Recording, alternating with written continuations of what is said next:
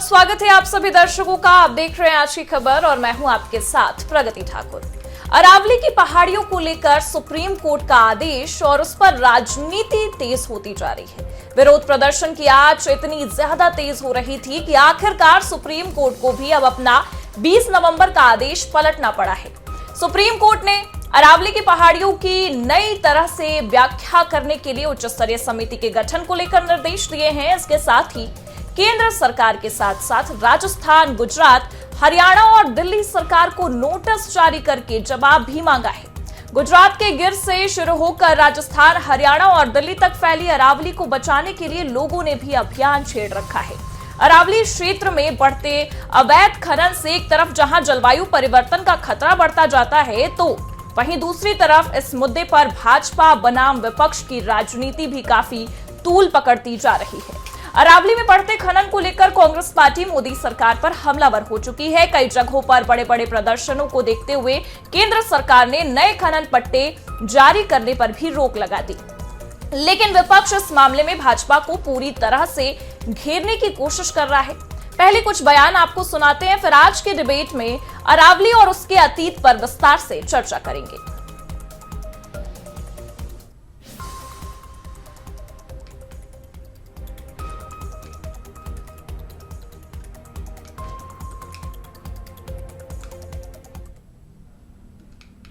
हमें बहुत ही प्रसन्नता है कि आज सुप्रीम कोर्ट ने स्टे कर दिया। हम उसका स्वागत करते हैं और उम्मीद करते हैं कि सरकार भी समझ जाएगी कि जनता क्या चाहती है।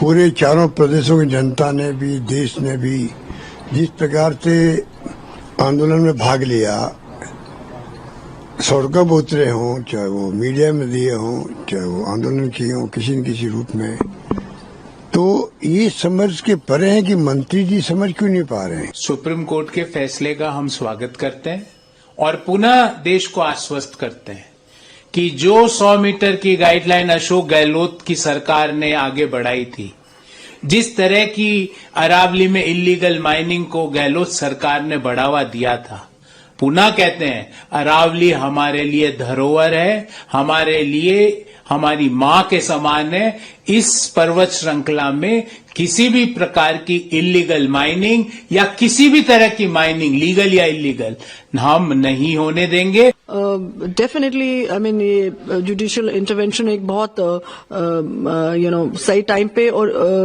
कंसिडरिंग के 4 दिन बाद कोर्ट खुल रहे थे और इसको छुट्टियों में लिया गया है, so it's obviously well meaning and much needed. पर अब यही है कि मतलब एक चीज आप देख रहे हैं जो हम सबको जो सबसे ज्यादा ऑब्जेक्शन है और जो गलत है वो डेफिनेशन के ऊपर है। जो डेफिनेशन, क्योंकि इसकी कोई जरूरत नहीं थी और ये क्यों करी गई और क्या ऑब्जेक्टिव्स हैं इसमें, ऑब्वियसली माइनिंग को बढ़ावा देने के लिए एटसेट्रा।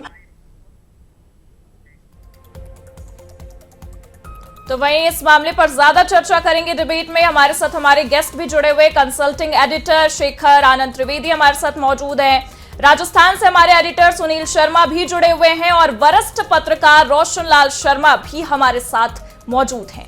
सबसे पहले मैं रोशन जी आपके पास आऊंगी, क्योंकि लगातार हम देखें इस मामले को लेकर आंदोलन छिड़ा हुआ रहा, बहुत बड़े स्तर पर राजनीति भी होती नजर आई, लेकिन अब सुप्रीम कोर्ट ने अपने ही आदेश पर रोक लगा दी, अपने ही फैसले को एक तरीके से हम देखें तो पलट दिया। लेकिन अब सवाल उठता है कि क्या अगर सुप्रीम कोर्ट ने आज ये अहम फैसला नहीं लिया होता तो जिस तरीके से प्रदर्शन हो रहे थे उसके बावजूद भी जो 100 मीटर से कम की जो पहाड़ी थी उसे हटा दिया जाता, लेकिन ये विवाद बढ़ा। और क्या ऐसी जरूरत पड़ गई, क्या ऐसा मुद्दा रह गया कि आखिरकार अपना ही फैसला पलटना पड़ गया? देखिए, राजस्थान सरकार ने अभी 2 दिन पहले ही एक ऑर्डर निकाल के और ये कर दिया था, जैसा कि दिल्ली में केंद्र सरकार ने भी निकाला था, रोक लगा दी थी। उनका डैमेज कंट्रोल का जो सिस्टम था उस डैमेज कंट्रोल को उन्होंने कर लिया था। लेकिन इसमें राजनीति अपनी जगह के ऊपर बहुत जबरदस्त हुई है, इसमें कोई शक नहीं है। और सबसे बड़ी बात यह है कि राजस्थान में तो जितना भी खनन होता है उसमें मैक्सिमम पॉलिटिकल लोग इन्वॉल्व होते हैं, वो किसी न किसी तरीके से पॉलिटिकल नेताओं के रिश्तेदार होते हैं। उसमें कांग्रेस भी है, बीजेपी भी है और लीडर्स भी हैं। तो जो कुछ भी हुआ वो पॉलिटिक्स को लेकर हुआ जी। हालांकि ये बात बिल्कुल सत्य है कि 100 मीटर वाली जो परिभाषा थी उसमें राजस्थान को बहुत गहरा नुकसान हो सकता था कि राजस्थान में बहुत सारी पहाड़ियां हैं जो इस दायरे में आ रही थी और संरक्षण से बाहर हो जाती। जी ठीक है रोशन जी, अब आपके पास भी आएंगे सुनील जी, क्योंकि लगातार देखिए जिस तरीके से कांग्रेस ये आरोप लगा रही थी, हमने भी लगातार इस मामले पर सियासत देखी और कांग्रेस का यही कहना था कि इस खनन के द्वारा जो केंद्र सरकार है वो अपने साथी व्यापारी साथियों को कहीं ना कहीं लाभ पहुंचाने के लिए खनन करवा रही है। और दूसरी चीज जो सरकार है वो ये कहती नजर आई कि प्रदूषण का जो ये मामला है, जिस तरीके से तूल पकड़ता नजर आ रहा है, उसे थामने के लिए, उस पर रोक लगाने के लिए ये जो हम कर रहे हैं, ये फैसला हमने इस वजह से लिया है। लेकिन राजनीति गर्माती नजर आई। अब अगर हम पिछले इतिहास को भी अगर हम देखते आए तो तमाम लोगों का यह भी कहना है कि कांग्रेस के कार्यकाल में तो सबसे ज्यादा खनन हुआ, उसके बाद इस तरीके की राजनीति करने का क्या मतलब हो जाता है? जी हाँ, देखिए प्रगति, बात ऐसी है कि जब अरावली की बात आती है या खनन की बात आती है तो उस समय पर कोई भी पार्टी या कोई भी नेता या किसी भी पार्टी की बात करें, किसी पार्टी की सरकार की बात करें, खनन तो हमेशा पिछले सालों से देखा जाए, इतिहास गवाह है कि हर बार बढ़ता ही रहा है। और जब बढ़ता है तो उस समय पर जब खनन माफिया होता है, जो खनन करने वाले होते हैं, उन्हें इस चीज से कोई मतलब नहीं होता कि वो अरावली को तोड़ रहे हैं या किस ओर, उन्हें सिर्फ खनन से मतलब होता है, उन्हें सिर्फ और सिर्फ अपने माइंस से मतलब होता है कि इन माइंस को करके लोगों की जो डिमांड है, पत्थर निकालने की जो डिमांड है, उसे पूरी की जाए। रही बात राजस्थान की, तो राजस्थान में तो 80% अरावली का जो हिस्सा है, या राजस्थान की बात करें, राजस्थान में जितनी पहाड़ियां हैं वो अरावली से संबंधित है। और अगर पुराने इतिहास को देखा जाए तो पता नहीं कितने पहाड़ अब तक नष्ट किए जा चुके हैं, जो कि जैसे जैसे जनसंख्या बढ़ रही है, जैसे जैसे लोगों को मकान की जरूरत पड़ रही है, वैसे वैसे उन क्रशर यूनिट्स लगती जा रही है, पत्थर वहां से निकाले जा रहे हैं और पहाड़ एक के बाद एक खत्म होते जा रहे हैं। बात जब अरावली पर आई, बात जब सुप्रीम कोर्ट ने कहा, जब कोर्ट ने यह कहा कि 100 मीटर से ऊपर की पर्वत श्रृंखला को ही अरावली माना गया, तब मुद्दा उछला। तब एक आम आदमी को पता चला कि उनकी अरावली मतलब उनकी जीवन रेखा जी कि जिसे अरावली कहते हैं, वो अरावली अब धीरे धीरे नष्ट हो जाएगी। उसके बाद इस मुद्दे ने तूल पकड़ा।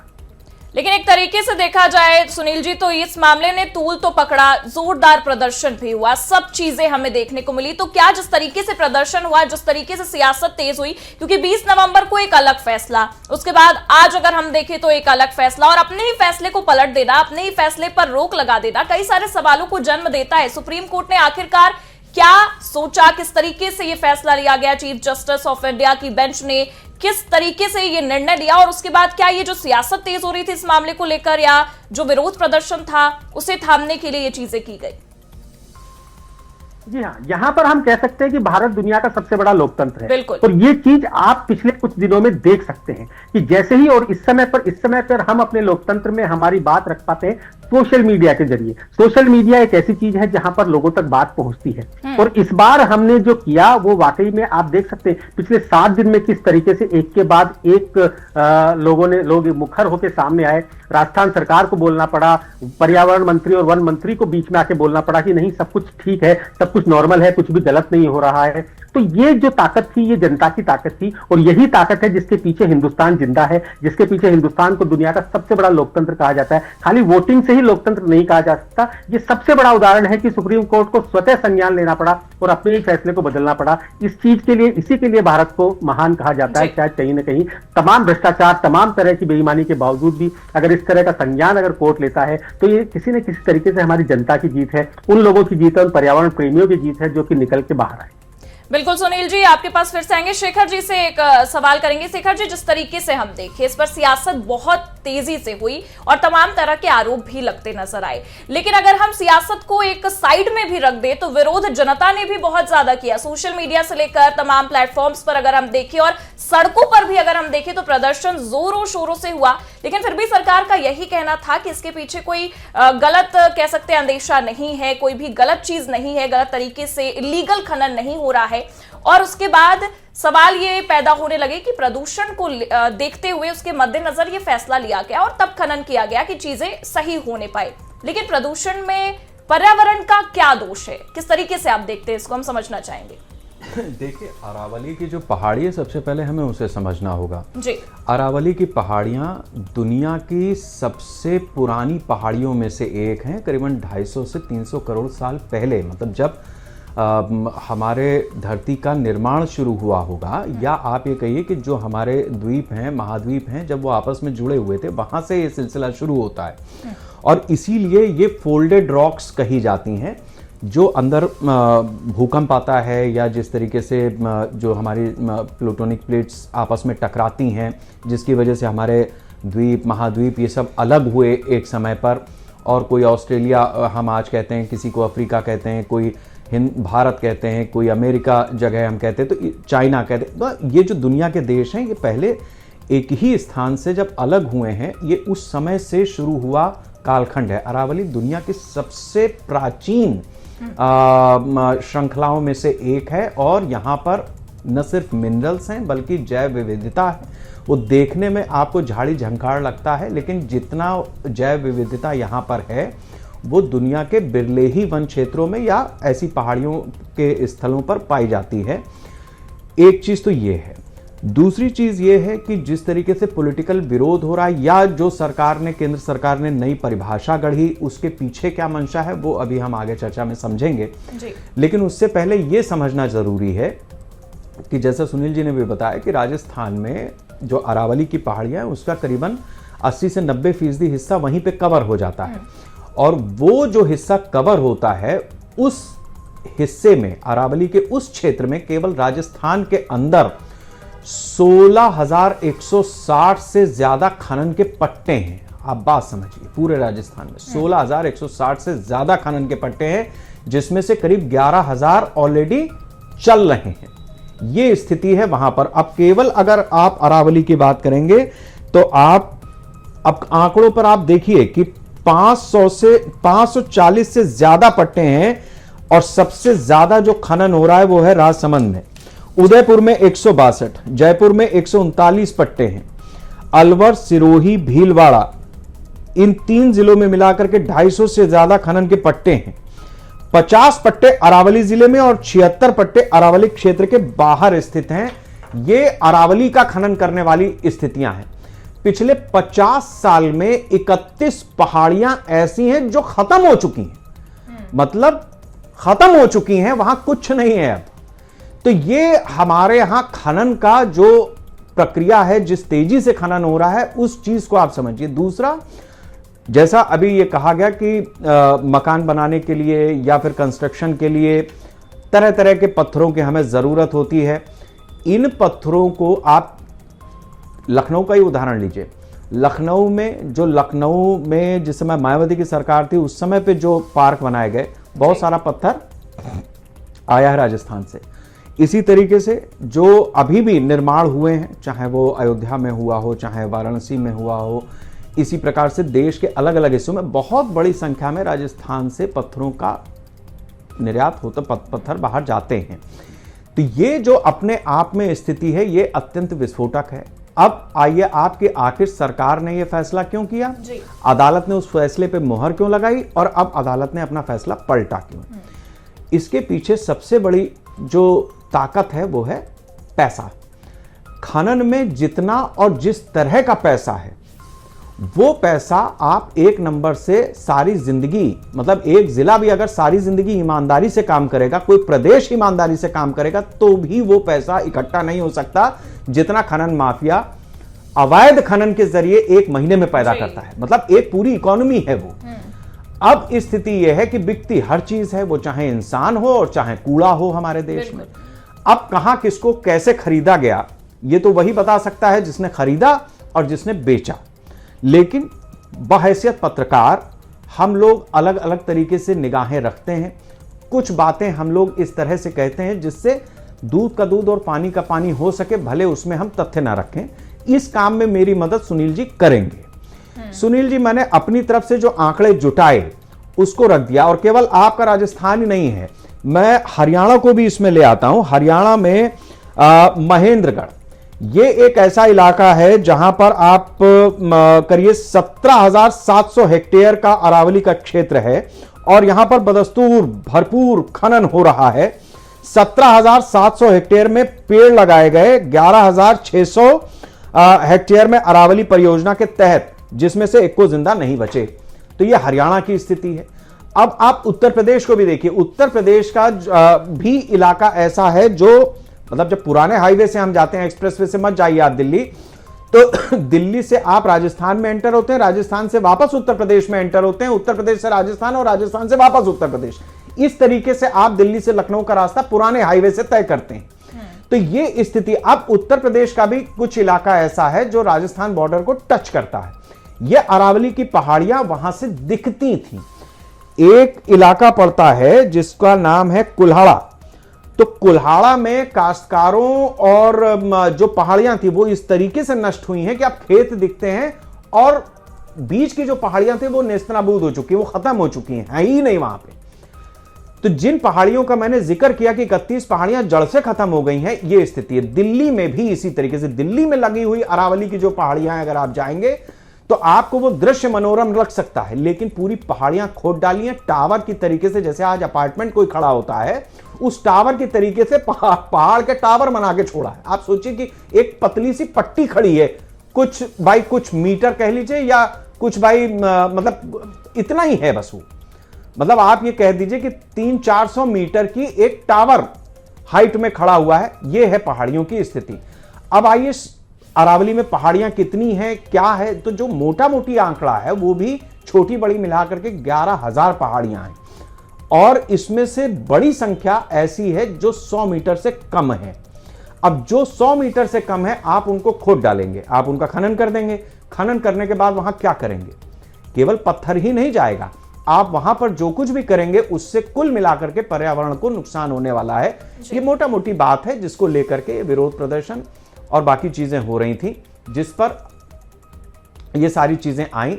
जैसा सुनील जी ने कहा कि गौरव वल्लभ ने कहा, गौरव वल्लभ का कहना यह था कि ये जो आदेश था इसको लेकर के आए थे अशोक गहलोत। उनके समय पे जब राजस्थान में सरकार थी वो हुआ, और इंप्लीमेंटेशन जाकर के अब हुआ है। मतलब खनन माफिया तब भी सक्रिय था, आदमी वही है, खनन करने वाला वही है। सुनील जी, अब जितना विस्तार मैं दे सकता था मैंने कोशिश की अपनी तरफ से, लेकिन है क्या कि इन पत्थरों को अगर आप खोदेंगे तो ज्यादा बेहतर खोद पाएंगे, क्योंकि खबर आपके पास ज्यादा बड़ी होगी।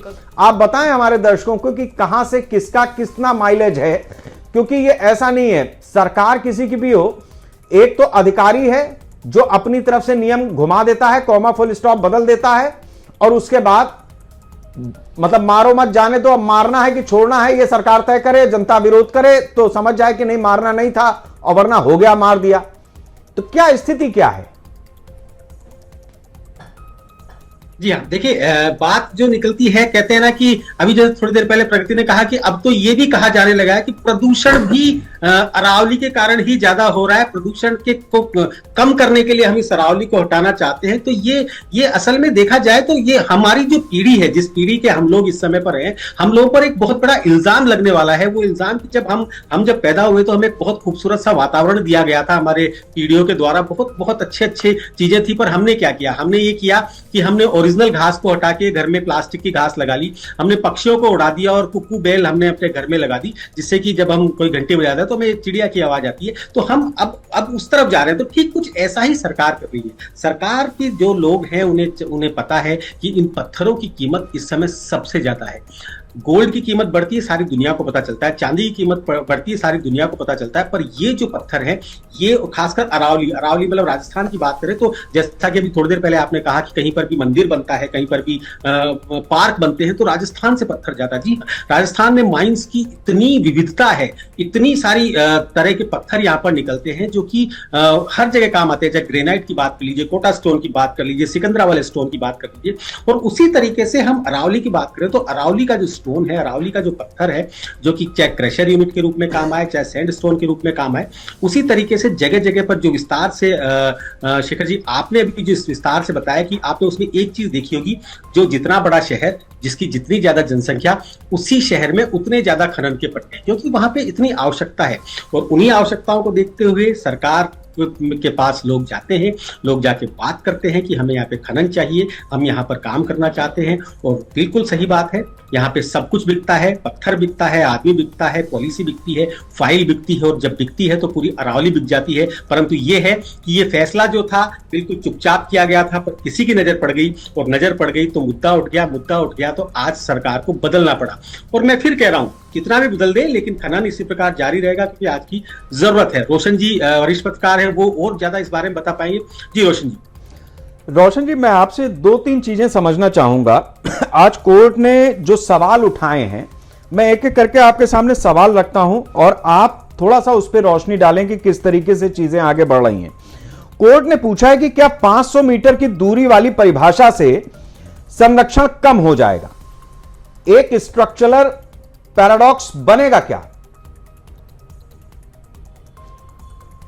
देखिए साहब, ये अदालत का जो फैसला है उसमें मेरे को जो सबसे ज्यादा महत्वपूर्ण बात लगी है ना, वो जो मैं पढ़ रहा हूं वो ये है कि अदालत को ये फैसला इसलिए बदलना पड़ा, ज्यादातर मतलब ज्यादा जो प्रभाव पड़ा वो पड़ा आंदोलनों का। अदालत ने खुद कहा, सीबीआई ने खुद टिप्पणी की बताई कि इस मामले में अदालत के आदेशों, सरकार की भूमिका और पूरी प्रक्रिया को लेकर कई तरीके की गलतफहमियां फैलाई गई, और इस वजह से ये इन्होंने फैसला बदला। रही 500 मीटर वाली, देखिए 100 मीटर की जो हमारी पहाड़ियां हैं, और राजस्थान में तो 100 मीटर की पहाड़ियां बहुत बड़ी तादाद में, राजस्थान की 90% पहाड़ियां 100 मीटर के दायरे में ही आती हैं, और ये भी अपने आप में जैव विविधता है। जैसे मतलब इसमें आपके वाटर रिचार्ज का भी सहयोग रहता है, इन 100 मीटर वाली का भी, और कई चीजें हैं जो। अब रही बात, जब आपने बात की खनन की, राजस्थान में अभी मैं आपको एक घटना याद दिलाता हूं, है करीब 1 दशक पुरानी। ब्रज क्षेत्र में एक आंदोलन चला था, आपको ध्यान होगा, ब्रज क्षेत्र में अवैध खनन को लेकर आंदोलन चला था। वहां पर एक संत ने आत्मदाह करके अपना जीवन भी खत्म कर लिया था पहाड़ियों को बचाने के लिए। वहां पर जब एक बार मीडिया टीम गई तो आप बिलीव नहीं करेंगे कि पुलिस वालों के, पुलिस अधिकारियों के सामने उस समय मतलब उन्होंने खनन माफियाओं ने रिवॉल्वर लगा दी उनके सामने, उनके कनपट्टी के ऊपर। इतना तो लोग, खनन माफिया यहाँ पर राजस्थान में इतना तो बिल्कुल निरंकुश हो चुका है। और आपका क्या सवाल था सर? मेरा सवाल यह था, जो अदालत ने सवाल पूछा है सरकार से, जब अभी ये जनवरी में दोबारा इसकी सुनवाई करेंगे तो ये सरकार से 3-4 चीजें इन्होंने पूछी हैं, जिसमें एक तो ये कहते हैं कि क्या 500 मीटर की दूरी वाली परिभाषा से संरक्षण क्षेत्र कम हो जाएगा। मतलब जो सरकार ने कहा है, सरकार का कहना यह है कि जो 500 मीटर का क्षेत्र है अरावली में, उसको लेकर के 2 से ऐसी ज्यादा पहाड़ियां जो 500 मीटर के दायरे के अंदर हो, उनके बीच जमीन भी मौजूद हो, उसे अरावली श्रृंखला का हिस्सा माना जाएगा। ठीक है, तो ये अब अदालत ये पूछती है कि 500 मीटर की दूरी वाली परिभाषा जो आपने दी है, क्या इससे संरक्षण क्षेत्र कम हो जाएगा? मतलब आपको कम ध्यान देना पड़ेगा। स्ट्रक्चरल पैराडॉक्स, जैसा आज जो हमारी ये, जिसको मैंने कहा ना फोल्डेड रॉक्स हैं, ये तो ये फोल्डिंग कम हो जाएगी। मतलब एक आपको यहां पे मिली, दूसरी 500 से 100 मीटर आगे 600 पे है, तो आप भले उसको ना तोड़ें, लेकिन 500 मीटर के अंदर है तो आप उसको खट से तोड़ देंगे। और जैसा सुनील जी ने कहा कि 100 मीटर से कम ऊंची वाली पहाड़ियों की तादाद राजस्थान के उन इलाकों में ज्यादा है जहां अभी अवैध खनन चल रहा है या खनन चल रहा है।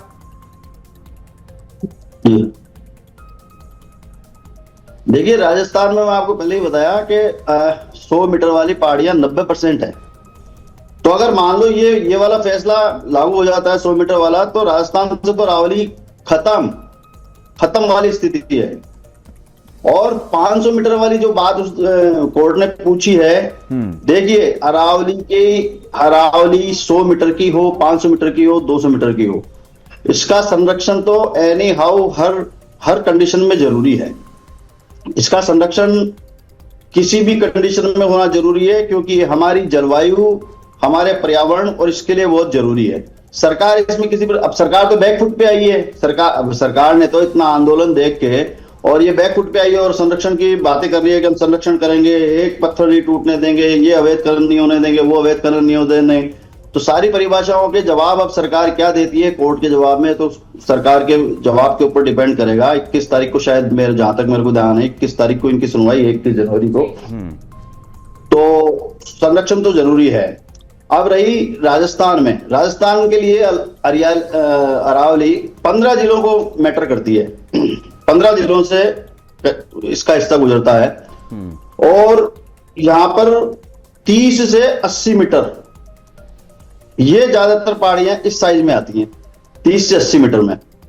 और जो बची हैं, जो बाकी यहां पर जो आपने कहा अभी थोड़ी देर पहले 31 पहाड़ियां खत्म हो गई, आपका बिल्कुल मेरे पास भी यही फिगर था। 31 पहाड़ियां खत्म हुई है राजस्थान में। वहां पर मैंने भी एक ड्रोन का कहीं चित्र देखा था, वहां पर बड़ी बड़ी खाइयां हो गई, 4 ट्रक एक के ऊपर एक रख दो, या वहां तक से पत्थर निकाल लिया खनन माफियाओं ने। तो ये बहुत बुरी स्थिति है और राजस्थान को उसका सबसे बड़ा नुकसान होगा निश्चित रूप से। हम लोग भी इस फैसले के बाद बड़े दुखी थे और राजस्थान का 80% फैसला इसमें 80% मतलब मैं आता हूं आपके पास। हम अपने दर्शकों को ये भी जानकारी दे देते कि जो अवैध खनन राजस्थान में हो रहा है वो कहां पे हो रहा है सबसे ज्यादा। कुल्हाड़ा, मिर्चपुर, नगला, पुछरी, निमैना, पिपरेठा, भवनई, तुर्कपुरा, रिछोहा, ग्वामद, बरीगवा, खुर्द, तांतपुर में यह पर्वत श्रृंखला है और सबसे ज्यादा खनन कुल्हाड़ा के पास हो रहा है। अब मैं आपसे ये जानना चाहूंगा सुनील जी, जो अदालत भी पूछ रही है सरकार से कि अगर अरावली को आप रोकते हैं, मतलब यहां पर अगर आप खनन रोक भी देते हैं तो उससे क्या राजस्थान के ऐसे इलाकों में खनन बढ़ जाएगा जहां अभी खनन नहीं हो रहा है, या जो गैर अरावली क्षेत्र है? जी हाँ, निश्चित तौर पे बढ़ेगा, खनन तो बढ़ेगा। और ऐसा नहीं है कि इससे पहले खनन नहीं हो रहा था या उसका आदेश का होने के बाद ही खनन होना था। खनन तो जैसा कि आपने कहा कि 2 नंबर वाला जो खनन है वो तो लगातार जारी रहता है, जारी हुआ है, परंतु क्योंकि अब लोग जागे हैं तो हो सकता है कि इसका कुछ दूसरे जो कहते हैं कि दूसरे साइड इफेक्ट्स अब देखने को मिले कि जो 2 नंबर वाले खनन है, जो इस तरह वाले खनन है उन पे रुके। लेकिन हाँ, ये बात बिल्कुल सही है कि जिन क्षेत्रों में खनन अभी नहीं हो रहा था, कहीं ना कहीं से तो डिमांड पूरी करने के लिए खनन जारी रहेगा, खनन तो होगा, क्योंकि आवश्यकता है पत्थर की, आवश्यकता है कंकर की, आवश्यकता है रोड़ी की, आवश्यकता है उस क्रशर प्लांट की, जिससे कि मकान निर्माण के लिए, पुल निर्माण के लिए, या जो पर्वत हम 100 मीटर की इस पर्वत को हटाकर जो शहरों में जो दूसरे पर्वत खड़े हो रहे हैं, जो दूसरी बिल्डिंगें खड़ी हो रही है, उन्हें बनाने के लिए तो आवश्यकता पड़ेगी सर। कहीं ना कहीं से तो खनन करना पड़ेगा, कहीं ना कहीं से तो पत्थर निकलेगा। आवश्यकता है उसका दूसरा कोई ऐसा निकालने की, कुछ ऐसा तरीका निकाला जाए जिससे कि इस तरह के खनन ना हो, पत्थर ना हो, तो वो सब ढूंढने में तो शायद अभी समय लग जाए। अच्छा सुनील जी, मैं एक चीज और भी समझना चाहूंगा आपसे। राजस्थान में भी बहुत सारे इलाके ऐसे हैं जहां पर बड़े बड़े अपार्टमेंट और मतलब एक नई पूरा रियल एस्टेट सेक्टर डेवलप हो रहा है। उन जगहों पर भी इन पत्थरों का इस्तेमाल हो रहा होगा, वहां पर भी फ्लैट्स में यहाँ के ग्रेनाइट लगाए जा रहे होंगे।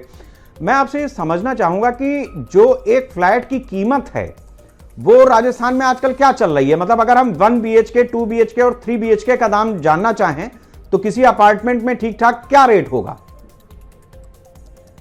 देखिए, अगर हम बात करते हैं, मैं तो सीधी सी बात करता हूं, इस समय जयपुर की बात करते हैं। जयपुर की राजधानी से बाकी सब चीजें तय होती हैं, बाकी जो दूसरे एरिया हैं वहां की बढ़ती है, परंतु कहीं पर भी अगर बात करें 2 BHK की तो 40 लाख से कम हम सोच भी नहीं सकते। 35 से 40 लाख, हाँ, अगर किसी ने बिल्कुल नया बनाया, किसी दूसरी लोकेशन में है, दूर की लोकेशन में, छोटा है, तो इससे कम हो सकता है। मैं फ्लैट की बात कर रहा हूँ, अपार्टमेंट में जो फ्लैट्स होते हैं वो 35 से 40 लाख, 40 से 45 लाख के आसपास की रेंज से शुरू होते हैं।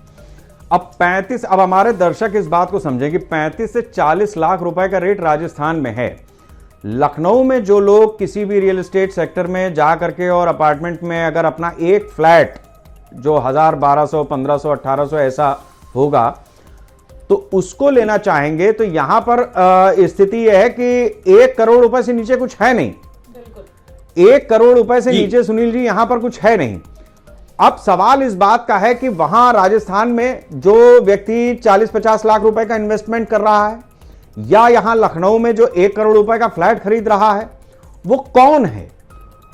जाहिर सी बात है कि अभी जो एवरेज सैलरी है या जो लोगों की इनकम है वो आप मोटा मोटी ये मान लीजिए कि 25,000, 50,000, 1 लाख एक एवरेज में इस तरीके की चीजें आप कह सकते हैं। उनको छोड़ दीजिए जो साल के करोड़ों रुपए का पैकेज उठा रहे हैं।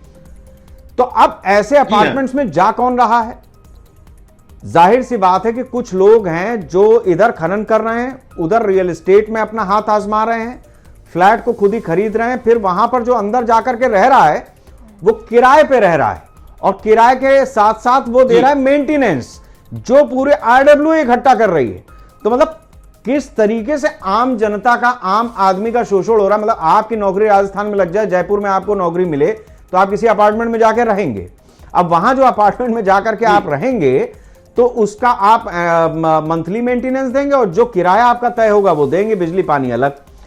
तो ये जो स्थिति है रोशन लाल जी, क्या आपको लगता है कि ये पूरी की पूरी एक तरीके से इकोनॉमी, जिसको आरोप भी लगाते हैं, वो कांग्रेस जब रहेगी विपक्ष में तो वो लगाएगी, बीजेपी जब विपक्ष में थी तो वो लगाती थी कि पूरी इकोनॉमी कुछ पूंजीपतियों के हाथ में है। तो ये इतना बड़ा नेक्सस है जिसमें सिवाय मोमबत्ती जलाने के आम आदमी के पास कोई रास्ता दूसरा है नहीं, ऐसा लगता है। आप बिल्कुल सही कह रहे हैं। आप इस नेक्सस में बजरी माफिया को और जोड़ लीजिएगा। राजस्थान में बजरी माफिया, पत्थर माफिया, और ये जो आप अपार्टमेंट्स के जो पूरी चैन है, इसको अपन भू माफिया कह देते हैं। इन लोगों ने पूरा का पूरा सिस्टम हाईजैक कर रखा है, और इसमें पॉलिटिशियंस, राजनेता भी कहीं ना कहीं इन्वॉल्व होते हैं। उनके इन्वॉल्व के बिना इनके काम हो ही नहीं सकते। एक सरपंच से लेकर ऊपर सांसद तक जनप्रतिनिधि का इन्वॉल्वमेंट इन कामों में बहुत जरूरी होता है, वो भले ही पर्दे के पीछे से हो। और ये इस पूरे के पूरे चैन ने ये पूरा पूरा सिस्टम हाईजैक कर रखा है। सुनील जी, मैं आपसे समझना चाहूंगा कि देखिए, बीजेपी की सरकार वैसे तो राजस्थान में एक बार एक की, दूसरी बार दूसरे की, इस तरीके की स्थिति रही है, लेकिन अभी हम देख रहे हैं कि राजस्थान में स्थिति पलटी है। तो हम इसमें क्या माने कि जब कांग्रेस का शासनकाल था उस समय पर भी स्थितियां इसी तरीके से आगे बढ़ रही थी। अब चूंकि बीजेपी है और बीजेपी की सरकार है तो सवाल उसके साथ में ज्यादा होंगे, लेकिन अभी वो अधिकारी रिटायर नहीं हुए होंगे जो अशोक गहलोत के समय पे भी थे और आज भी हैं। जी हाँ, देखिए सर, अधिकारी वही रहते हैं, नेता आते जाते रहते हैं। सबसे खास बात यही है कि अधिकारियों को तो वही रहना है, और चेन असल में अधिकारी होते हैं। असल में जितनी भी सारी चीजें होती है, कई बार एक नया आदमी मंत्री बनता है तो उसको सिखाने वाला कौन होता है? वो अधिकारी होता है। उसको बताने वाला कौन होता है? वो अधिकारी होता है। फाइल को रोकने वाला, फाइल को चलाने वाला, फाइल को आगे बढ़ाने वाला होता कौन है? अधिकारी ही होता है। असल में जितनी भी सारी चीजें हैं वो लाल फीताशाही या जिसे हम कहते हैं, इन अधिकारियों के थ्रू होकर जो गुजरती है, जो फाइल उस रास्ते से गुजरती है। समस्या तो कांटे तो उसी रास्ते में सर, उन कांटों को हटाना है या उन कांटों को फूल बन के आगे बढ़ाना है, ये डिपेंड करता है कि फाइल का वजन कितना है, फाइल क्या है। तो ये बिल्कुल सत्य है, इसमें कोई छुपाने वाली बात भी नहीं है, और कोई ऐसी बात भी नहीं है कि जो कुछ गलत है या मतलब जिसको किसी को लगे कि ऐसा नहीं होता है। ऐसा होता है, सभी को मालूम है। सरकार किसी की भी हो, 5 साल ये 5 साल वो, लोग नेता बदलते रहते हैं, ब्रांड बदलता रहता है, टप्पे बदलते रहते हैं, पर अधिकारी वही रहते हैं। ये जरूर हो सकता है कि एक बार आए तो अधिकारियों को ट्रांसफर हो गए, दूसरे अधिकारी आ गए, परंतु अधिकारी वहीं के वहीं पर हैं, और वही लोग हैं जो इस सब चीज के पीछे माहिर हैं। आप ये देखिए ना सर, नेता तो 5 साल रहते हैं, लेकिन अधिकारी जो है अपनी पूरी नौकरी जब करता है तो उसके बाद उसकी जो संपत्ति होती है, उसके बाद जो उसकी वैल्यू होती है, उसके बाद जो उसके पास पैसे होते हैं, उसके बाद जो उनकी गाड़ियां होती हैं, उनके पास में जितनी भी अचल संपत्ति होती है, वो किसी भी एक नेता से बहुत ज्यादा होती है। ये कहाँ से आती है? एक रोजमर्रा की जो तनख्वाह है या महीने की जो सैलरी है, उससे तो आप कमा नहीं सकते इतना, परंतु कहीं ना कहीं से तो आती है। ये जनता को भी दिखता है, नेताओं को भी दिखता है, सबको नजर आ रहा है, परंतु चले जा रहा है। और यही कारण है जब इस तरीके के आदेश होते हैं। सुनील जी, एक महत्वपूर्ण चीज है, देखिए जो अरावली की पहाड़ियां हैं उसका एक हिस्सा टच करता है गुजरात को भी। गुजरात भी उन राज्यों में से है। नरेंद्र मोदी 2014 में प्रधानमंत्री बनते हैं, उससे पहले वो 2001 ऑनवर्ड्स गुजरात के मुख्यमंत्री थे। लेकिन गुजरात में हमने एक चीज जो मार्क करी है वो ये है कि खनन तो वहां पर भी होता रहा है, ऐसा नहीं है कि खनन वहां पर हुआ नहीं, लेकिन जो अरावली है या जो वहां पर खनन हुआ है वो कुछ ऐसा दिखाई पड़ता है जिसमें पर्यावरण का नुकसान अगर एक हिस्से में हुआ है तो दूसरे हिस्से को कुछ उस तरीके से डेवलप किया गया है, जैसे आप वो कच्छ का रन ले लीजिए, वहां जो मेम्ब्रेन लगाई गई, तो ये क्या इस तरीके का भी एक सिस्टम गुजरात में बनाया गया? क्योंकि गुजरात से अरावली का जिक्र ना होना इस पूरी चर्चा के साथ में अन्याय हो जाएगा। तो गुजरात में वो चीज कैसे बच जाती है जो राजस्थान में आकर के ध्वस्त हो जाती है, हरियाणा पहुंचते पहुंचते खत्म हो जाती है, और दिल्ली में उसके नाम पर अब मोमबत्तियां जल रही हैं। देखिए, राजस्थान की बात करें तो राजस्थान में ज्यादा इसलिए हो रहा है क्योंकि राजस्थान में बड़ा हिस्सा अरावली का है, तो सीधी सी बात है जहां बड़ा हिस्सा होगा वहां खनन अपने आप में ज्यादा होगा। और क्योंकि विरोध भी ज्यादा राजस्थान से इसलिए हुआ क्योंकि वहां एक बड़ा 80% अरावली अगर हम राजस्थान में कहें, और जो छोटी जिसे डूंगरी कहा जाता है, हमारे यहाँ पे डूंगरी कहते हैं, छोटे पहाड़ को डूंगरी कहते हैं, तो छोटी डूंगरियां हैं वो राजस्थान में ज्यादा है। तो उन्हें जब आदमी तोड़ता है तो अभी तक भी उसी नियम का हवाला देते हुए, इसी तरह के नियम का हवाला देते हुए इन छोटे छोटे पर्वतों को, इन छोटी छोटी पहाड़ियों को काटा जा रहा है, उनका खनन किया जा रहा है। रही बात गुजरात की, तो हो सकता है वहां इस तरह का कोई मॉड्यूल तैयार किया गया हो कि जहां नुकसान हो रहा है वहीं पर दूसरी तरफ उसका पर्यावरण का दूसरा उसका कोई तरीका किया जा रहा है। परंतु फिर भी मैं आपको फिर बता दूं कि कितनी भी कोशिश कर लीजिए, जितनी प्रगति से, जितनी तेज गति से हम लोग पर्यावरण का नुकसान कर रहे हैं, उतनी गति से हम लोग पर्यावरण को वो सब चीजें नहीं दे पा रहे हैं जो असल में देनी चाहिए। हम दे भी नहीं सकते उस तरीके से, क्योंकि जितनी तेजी से, जितने तीव्र गति से हम लोग इसका नुकसान कर रहे हैं, उतनी तीव्र गति से हम उसे पर्यावरण को वापस वो चीजें नहीं लौट। अभी थोड़ी देर पहले आपने बायोडायवर्सिटी की बात की थी, जैव विविधता की बात की थी। मैं कह रहा हूं अरावली जैसी पहाड़ियां जैसे जैसे खत्म हो रही है, हमारे यहाँ से जैव विविधता, बायोडायवर्सिटी बिल्कुल खत्म होती जा रही है। जो पुरानी चीजें थी, जो पुराने फल थे, जो पुरानी सब्जियां थी, पुराने फूल थे, पुराने पेड़ थे, वो धीरे धीरे खत्म होते जा रहे हैं। और यही कारण है, ये सब बहुत सारी चीजें हैं जो हमें आगे देखने को मिलेगी। हम अपनी जब पीढ़ियों को जब हम देकर जाएंगे और जब वो हमसे पूछेंगे कि हम उस समय क्या कर रहे थे, जब पानी को हम बुरी तरह से वेस्ट कर रहे थे, जब अरावली पर्वतमाला काटी जा रही थी, जब चारों तरफ धुआं ही धुआं था, चारों तरफ प्रदूषण था, उस समय आप लोग क्या कर रहे थे, तो उस समय हम लोगों के पास जवाब नहीं होगा देने के लिए। हम लोग बिल्कुल चुपचाप बैठ जाएंगे जब हमसे हमारी आने वाली पीढ़ियां पूछेंगी। हम उस स्थिति में पहुंच गए हैं सर शेखर जी। रोशनलाल जी, मैं आपसे ये समझना चाहूंगा कि ये राजस्थान में जो पूरा खेल चल रहा है, या अरावली में जो खनन चल रहा है, ओवरऑल अरावली में जो खनन चल रहा है, ये आपके हिसाब से करीब करीब कितना बड़ा कारोबार होगा? ये इसका अगर फिगर में हम जाएं तो कुछ आंकड़ा दे सकते हैं क्या? शेखर जी, एक बात तो मैं पहले ये सुनील जी ने जो भी बात खत्म की उसी में जोड़ना चाहता हूं। आपने कहा गुजरात वाले मामले में, मैं ये कह रहा हूं गुजरात में क्या क्या किया होगा। क्या पहाड़ काट के, आप पेड़ काटते हैं तो पेड़ काट के पेड़ लगा सकते हैं, पहाड़ काट के पहाड़ लगा दोगे क्या? अगर पहाड़ का खनन हो रहा है तो उसका तो कोई इलाज ही नहीं है, वो तो खत्म ही है। वो जो लॉस है वो तो परमानेंट लॉस है। अब रही ये बात कि फिगर, बॉस, इसमें मतलब मेरी कल्पना से बाहर का फिगर है। सैकड़ों अरबों मतलब रुपए का ये कारोबार है खनन का। और सबसे बड़ी बात यह है कि जितना वैध है ना, उससे 10 गुना अवैध है, 10 गुना अवैध है उससे, वैध से। वैध पे तो आप सारी की सारी चीजें कर लेते हो, कमांडिंग कर लेते हो, उसका रौना फौना और ये कई चीजें होती है जो पता लगता है कि साहब इतना पत्थर निकाला, इतना निकाला। जो अवैध है, जिसके पट्टा नहीं है, जिसकी लीज पट्टा नहीं है, वो क्या करते हैं, उनका है सबसे ज्यादा अंधाधुंध खनन। और उसको यदि रोक लेंगे तो वैध खनन जो हो रहा है वो तो इतना हो रहा है कि लोगों की आवश्यकता पूर्ति में भी वो जरूरी है और कई चीजों में जरूरी होता होगा, इसीलिए सरकारें उनका पट्टा देती होंगी। लेकिन अवैध खनन जो है वो सैकड़ों अरबों रुपयों का है और उसमें ऊपर तक पैसा है, नीचे से लेकर पूरी चैन तक पैसा है। इसलिए इसका मैं तो अनुमान नहीं लगा सकता कि कितने रुपए फिगर में इसका होगा, क्योंकि अवैध का तो कोई रिकॉर्ड ही नहीं होता। अच्छा, आपके हिसाब से जो खनन कर रहे हैं उसमें निश्चित रूप से कुछ तो राजस्थान के होंगे, लेकिन क्या बाहरी प्रदेशों जैसे दिल्ली हो गया, हरियाणा हो गया, इन सब जगहों के जो लोग हैं वो भी जाकर के राजस्थान में खनन कर रहे हैं क्या? बिल्कुल बिल्कुल बिल्कुल, निश्चित तौर के ऊपर बाहर के खनन व्यापारी भी राजस्थान में खनन कर रहे हैं।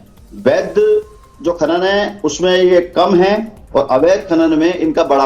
मैंने जो भी आपको घटना बताई थी 2008 की, ब्रज क्षेत्र की, भरतपुर के एरिया की, जी जी, उसमें जो खनन माफिया थे वो पंजाबी है। सुनील जी, ये समझना चाहेंगे आपसे कि ये जो खनन माफिया हैं, जब बाहर की स्टेट से, और मैं जानता हूं, मैंने सवाल इसीलिए उठाया है क्योंकि दिल्ली के बहुत सारे लोग ऐसे हैं जो दिल्ली से राजस्थान तक जाते हैं, वहां पर उनकी बाकायदा माइनिंग चल रही है, उन्होंने वहां पर अपना ठिकाना भी बना लिया है, वो रहते भी हैं वहां पर और वहां से पूरा कारोबार भी चलाते हैं, पंजाब से हैं, हरियाणा से हैं। तो ऐसे लोग जब वहां पर पहुंचते हैं तो इनको लोकल सपोर्ट, ये पूरा मतलब कारोबार फिर वहां पर लोकल कैसे इनको पूरा सिस्टम मिलता है?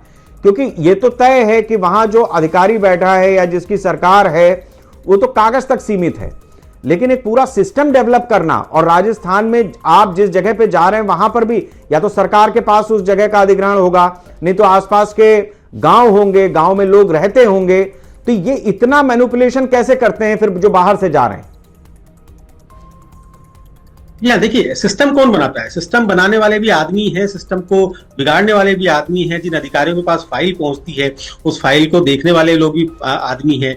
होता क्या है, अगर आपको ये लगता है कि हम केवल राजस्थान के व्यक्ति को ही देंगे या हम कोई लाइसेंस राजस्थान के आदमी को जाना है या कोई काम राजस्थान के उसमें होना है, तो उसमें कंपनी फ्लोट होती है, वो आदमी राजस्थान का होता है, पार्टनरशिप बनती है, उसमें एक आदमी राजस्थान का होता है, बाकी सब लोग बाहर होते हैं, और कोई ना कोई किसी न किसी के साथ मिलकर वो लोग वहां पर काम करते हैं, जाकर अपनी कंपनी बनाते हैं या उनकी पुरानी कंपनी में किसी को इन्वॉल्व करते हैं। किसी एक के नाम से खनन का लाइसेंस निकलता है, वो एक छोटे हिस्से का होता है, बाकी हिस्से में आपको जिस तरह से मैंने आपको बताया कि जब 100 मीटर की बात थी, तो 100 मीटर की बात में कौन नापने बैठेगा सर कि ये 100 मीटर थी या 150 मीटर थी, या कटने के बाद किसे पता चलेगा कि जिसको काट के आपने डाला वो 100 मीटर की थी कि 150 मीटर की थी कि 100-125 मीटर की थी? नापने वाले भी आदमी है, बनाने वाले भी आदमी है, काटने वाले भी आदमी है। तो इस तरह की जब चीजें होती हैं तो निश्चित तौर पर बाहर के लोग जब पहुंचते हैं तो किसी न किसी तरीके से वो लोग मैनिपुलेट कर लेते हैं। वहाँ के लोकल सपोर्ट उन्हें मिलता है, लोकल लोगों से सपोर्ट मिलता है, और सपोर्ट मिलता है उसके बाद ही आदमी एंटर होता है।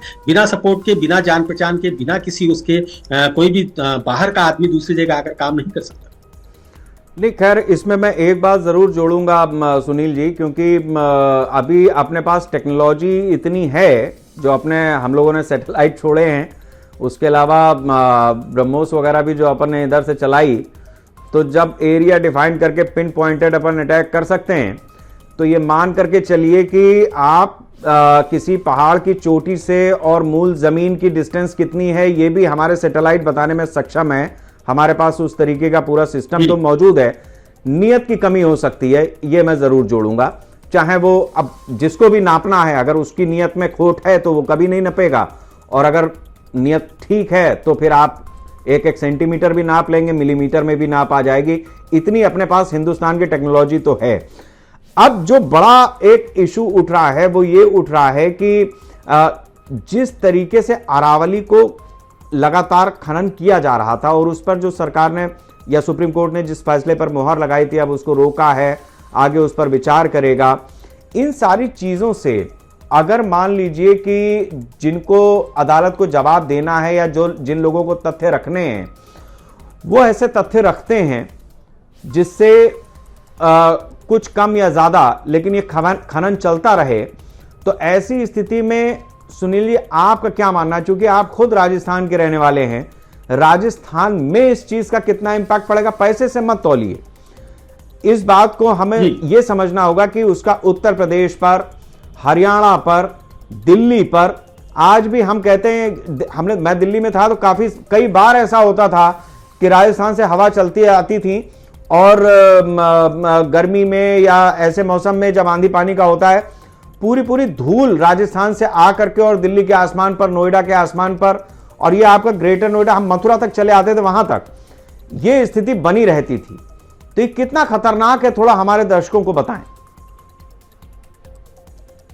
नहीं, क्या एग्जैक्टली क्या पूछना चाह रहे हैं, क्या कितना खतरनाक है? जिस थार के मरुस्थल के विस्तार की बात की जा रही है वो आपके हिसाब से कितना जाएगा अगर ये खनन होता रहता है? तो खनन होता रहता है तो सर बिल्कुल सीधी सी बात है, जैसा कि रोशन जी ने बताया कि 15 जिले ऐसे हैं जिन 15 जिलों में अरावली जो है वो फैली हुई है।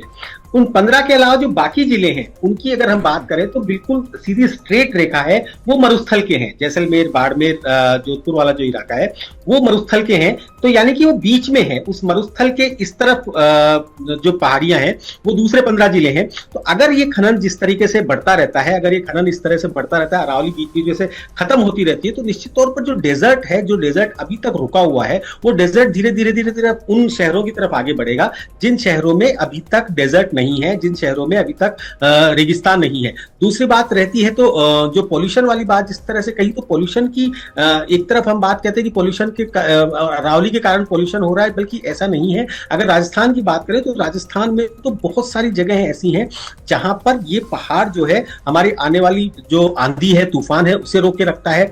जब डेजर्ट से जब इस तरह की हवाएं चलती है, रेतीली आंधियां चलती हैं, तो वो अरावली के कारण रुक जाती है, उन शहरों में आने से रुक जाती है जिन शहरों के बीच में अरावली एक चौकीदार की तरह खड़ा, अरावली एक पहरेदार की तरह खड़ा हुआ है।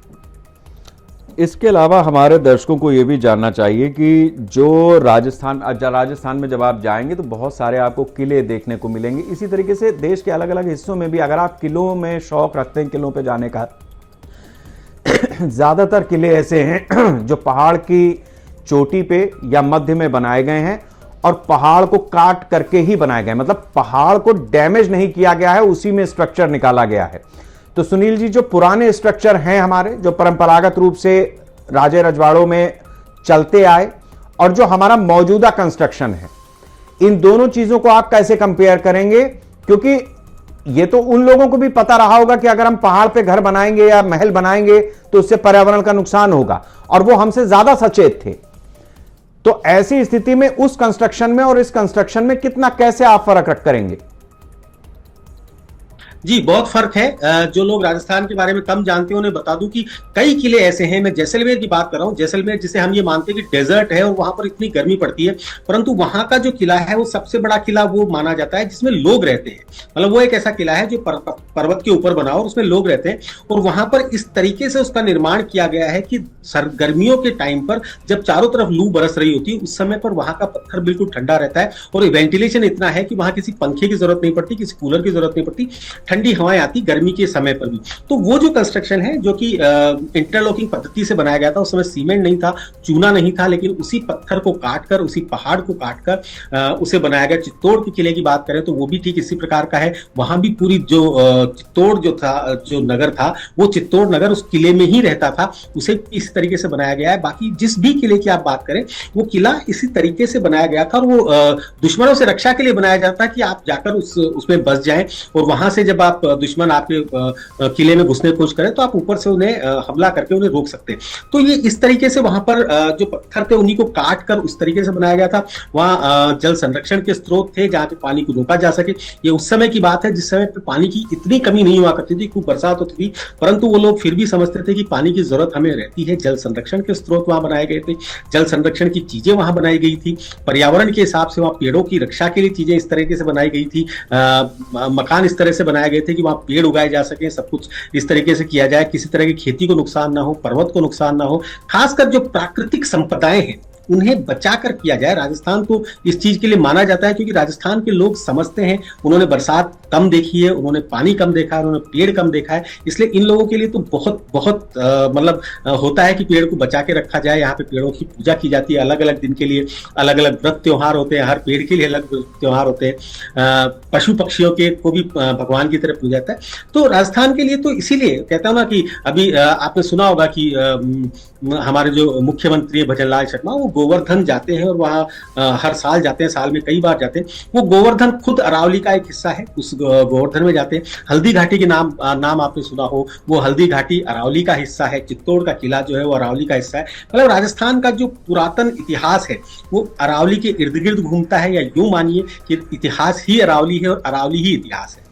रोशनलाल जी, मैं एक अब आपसे उन लोगों की तरफ से सवाल लेना चाहूंगा, लोग तो नहीं कहेंगे, उस प्रजाति की तरफ से आपसे सवाल लेना चाहूंगा जो अपने साथ में आकर के सवाल नहीं पूछ सकती है।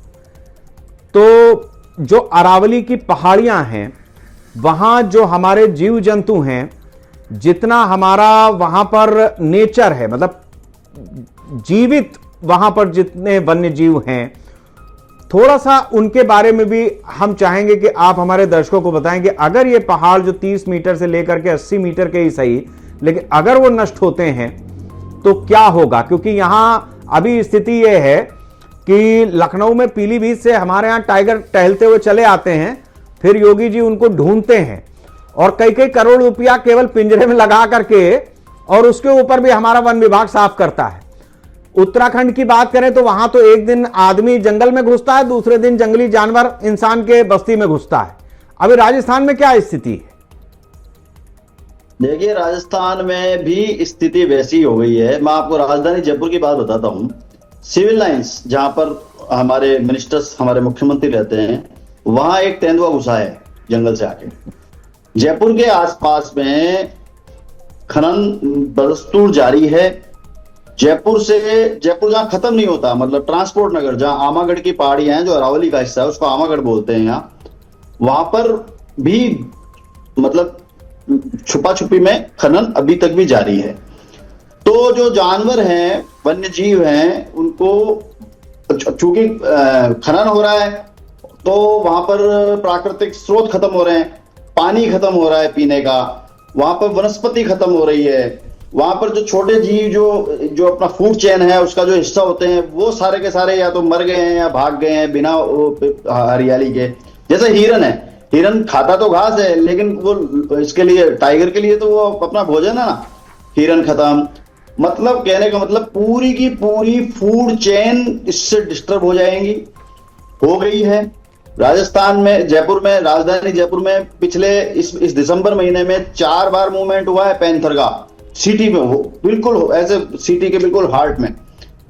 बहुत बड़ी संख्या में, मैं आपको बताऊं, बहुत बड़ी संख्या में हमारे यहाँ जैसे सांप निकलते हैं। वो कहां से आ रहे हैं? वो सारे के सारे वहां जब उनका प्राकृतिक घर तोड़ा जा रहा है तो वो वहां से निकल के भग रहे हैं। मेरी कॉलोनी जहां मैं रहता हूं, वहां नील गाय घूमती है। पहले वो गाय घूमती थी देशी गाय, आजकल नील गाय घूम रही है वहां पर। तो नील गाय यहाँ कॉलोनी में क्यों आ रही है? इसलिए आ रही है क्योंकि उनका वहां पर सिस्टम डिस्टर्ब हुआ है। और ये तो मैं आपको जयपुर के आसपास की बात बता रहा हूं, जो राजस्थान की राजधानी। तो इसलिए ये बड़ा विकट है। हम लोगों को जंगली जानवरों के साथ रहना पड़ेगा और ज्यादा से ज्यादा 10 साल में ये स्थिति आ जाएगी। स्थितियां कंट्रोल नहीं की गई, नियंत्रित नहीं की गई। नहीं रोशनलाल जी, जो चर्चा है और जो विषय है उसमें मतलब ठीक है कि एक संभ्रांत तरीके से हम ये कह सकते हैं कि हम लोगों को जानवरों के साथ में रहना पड़ेगा, लेकिन अगर जानवर अपनी चर्चा कर रहे होंगे तो वो कहेंगे यार बताओ कैसे दिन आ गए, हमें इंसानों के बीच में जाकर के रहना पड़ रहा है, इनसे बड़ा जानवर कौन है।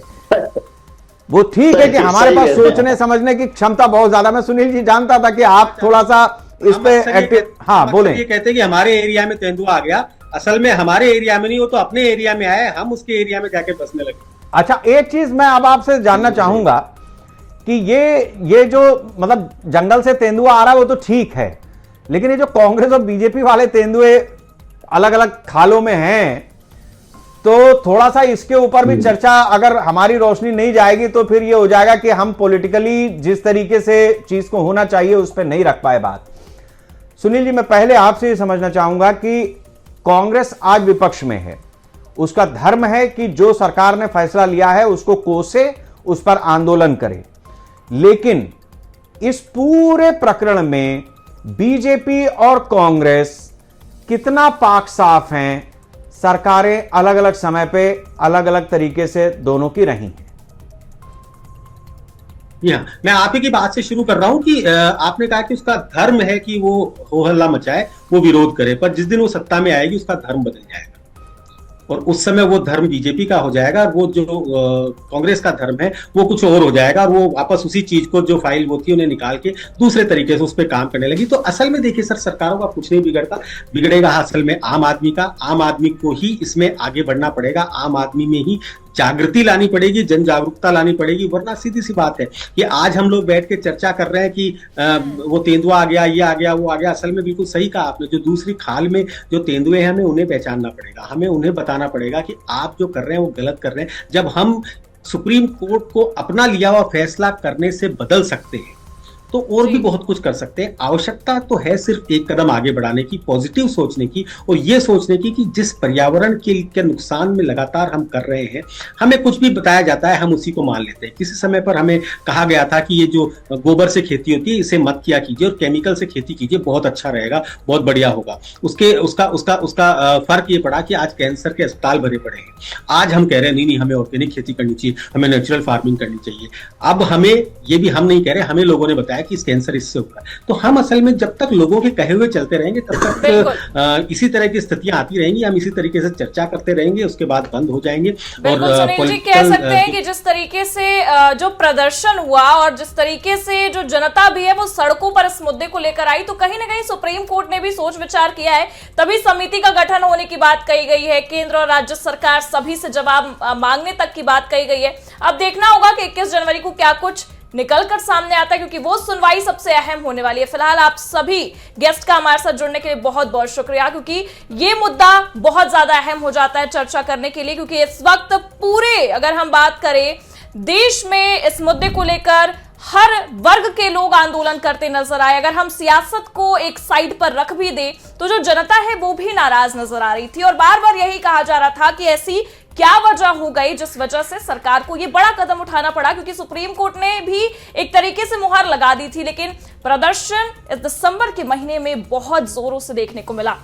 22 दिसंबर की बात करें उस दिन भी प्रदर्शन हुआ, 26 दिसंबर की बात करें उस दिन भी प्रदर्शन हुआ, और ये प्रदर्शन इतने बड़े स्तर पर बढ़ता गया कि 20 नवंबर के अपने ही फैसले को 29 दिसंबर को सुप्रीम कोर्ट ने पलट दिया है, और सुप्रीम कोर्ट ने अब 21 जनवरी को अगली सुनवाई की तारीख रखी है। और उस तारीख के दौरान अब आपको बता दें कि केंद्र और राज्य सरकार सभी से जवाब तलब किया गया। अब देखना होगा कि सरकारें क्या जवाब रखती हैं और सुप्रीम कोर्ट का क्या अहम फैसला निकलकर सामने आता है। फिलहाल के लिए इस चर्चा में बस इतना ही। आप देखते रहिए आज की खबर।